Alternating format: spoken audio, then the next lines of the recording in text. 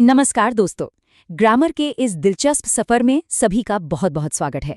आज हम English grammar के एक ऐसे टॉपिक पर बात करने वाले हैं जो अक्सर लोगों को बहुत कंफ्यूज करता है, लेकिन यकीन मानिए आज की इस चर्चा के बाद ये बिल्कुल साफ हो जाएगा।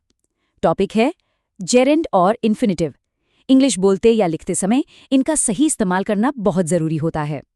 तो सबसे बड़ा सवाल यही है, जेरेंड या इन्फिनिटिव। अक्सर दिमाग में ये उलझन आती है ना कि भाई वाक्यों में कहाँ आईएनजी लगाना है और कहाँ टू का इस्तेमाल करना है। यही आज का हमारा मेन फोकस है। इस कंफ्यूजन को हमेशा के लिए दूर करने के लिए आइए बिल्कुल बेसिक से शुरू करते हैं। भाग 1, ग्रामर के मूल सिद्धांत और बुनियादी बातें। देखिए, सबसे पहले बात करते हैं जेरेंड की। जेरेंड का सीधा सा फंडा है वर्ब यानी क्रिया के साथ आईएनजी लगा देना। लेकिन मजे की बात क्या है? मजे की बात यह है कि जब वर्ब के साथ आईएनजी लग जाता है तो वो एक नाउन यानी संज्ञा की तरह काम करने लगता है।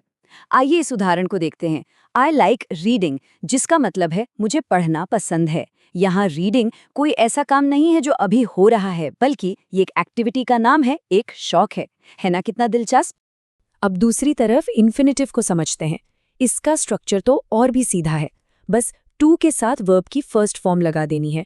उदाहरण के लिए, आई वॉन्ट टू रीड यानी मैं पढ़ना चाहता हूँ। यहाँ टू रीड एक इन्फिनिटिव है जो किसी इच्छा या उद्देश्य को बता रहा है। इन दोनों की बनावट को अच्छे से दिमाग में बिठा लेना ही सही ग्रामर सीखने की पहली सीढ़ी है। तो अब आते हैं भाग 2 पर, जेरेंड बनाम इन्फिनिटिव, एक सीधा अंतर। इन दोनों वाक्यों को जब हम आमने सामने रखते हैं तो पिक्चर एकदम क्लियर हो जाती है। एक तरफ है आई लाइक रीडिंग और दूसरी तरफ है आई वॉन्ट टू रीड। दोनों का मतलब लगभग एक जैसा लगता है, लेकिन ग्रामर के चश्मे से देखें तो इनकी बनावट बिल्कुल अलग है। एक में काम को नाउन की तरह दिखाया गया है और दूसरे में टू लगाकर क्रिया को जोड़ा गया है। बस एक छोटे से बदलाव से पूरे वाक्य का स्ट्रक्चर कैसे बदल जाता है, ये देखना वाकई कमाल का है। भाग 3, ट्रिगर वर्ब्स और नियमों को लागू करना। अब असली जादू शुरू होता है। अब उस सीक्रेट ट्रिक की बात करते हैं जो ये तय करती है कि कब जेरेंड आएगा और कब इन्फिनिटिव।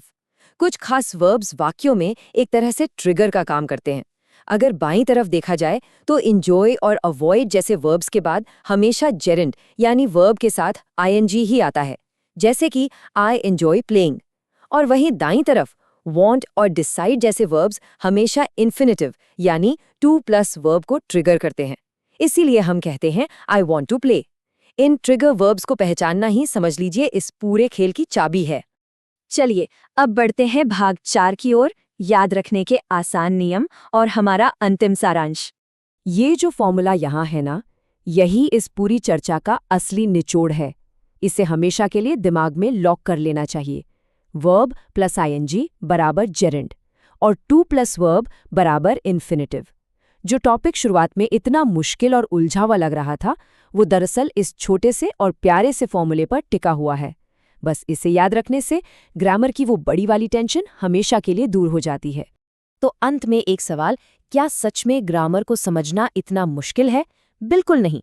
सही तरीके से देखा जाए तो कोई भी मुश्किल लगने वाला विषय बहुत ही आसान और मज़ेदार बन सकता है।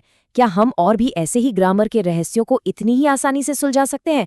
ज़रूर। ऐसे ही और भी दिलचस्प और आसान विश्लेषण के लिए इस चैनल को सब्सक्राइब करना ना भूलें, ताकि सीखने का ये शानदार सफ़र ऐसे ही बिना रुके चलता रहे।